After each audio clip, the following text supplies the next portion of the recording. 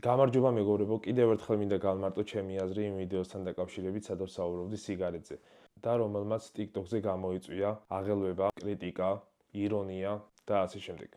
როგორც ჩანს, ზოგიერთმა ჩემი სიტყვები არასწორად გაიგო. მინდა იცოდეთ, რომ ჩემი მიზანი არ ყოფილა ვინმე შეურაცხყოფა ან კრიტიკა. ვიდეოში ვამბობ შემდეგს: თუ შენი ტრენერი სიგარეტს ეწევა, ვერ გასწავლის დისციპლინას და შეწყვიტე მასთან ვარჯიში. აი დაახლოებით მსგავსი შინაარსის ვიდეო მქონდა. ეს მხოლოდ ჩემი აზრია და ჩემთვის მნიშვნელოვანია, რომ ყველას უთხრა თუ რატო ვფიქრობ ეგრე.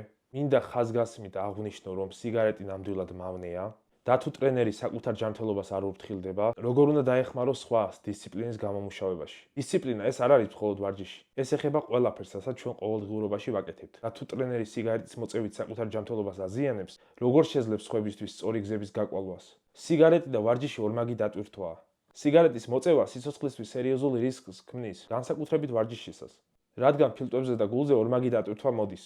ეს გავს შემთხვევას, როდესაც მედიკამენტს ალკოჰოლს აყოლებენ. სიგარეტი და ვარჯიში ურთიერთგამომრიცხავია. ერთი ზიანს აყენებს ჯანმრთელობას, მეორე კი აძლიერებს. ჯანმრთელობა ყოველთვის გარეგან ესთეტიკაზე მნიშვნელოვანია. ალბათ დამეთანხმებით ან არა, თქვენი გადასაწყვეტია.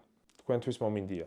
ყველა ადამიანის ორგანიზმი განსხვავდება. უმეტესობისთვის სიგარეტის და ვარჯიშის კომბინაცია სერიოზული რისკია. მე არ ვაკრიტიკებ არც ერთ ადამიანს პირადად. თუ რომელიმე ტრენერს ან სხვას აქვს განსხვავებული აზრი, ეს მათი პირადი არჩევანია, მაგრამ მე ყოველთვის ვაფიქსირებ ჩემს აზრს, როგორც ამ თემაზე. ყველას წარმატებებს ვუსურვებ, ჩვენ ყველას განსხვავებული გზები გვაქვს, მაგრამ მთავარია, რომ საკუთარი ჯანმრთელობისთვის სწორი არჩევანი გავაკეთოთ. მე კი ამით გემშვიდობებით დროების შემდეგ ვიდეომდე.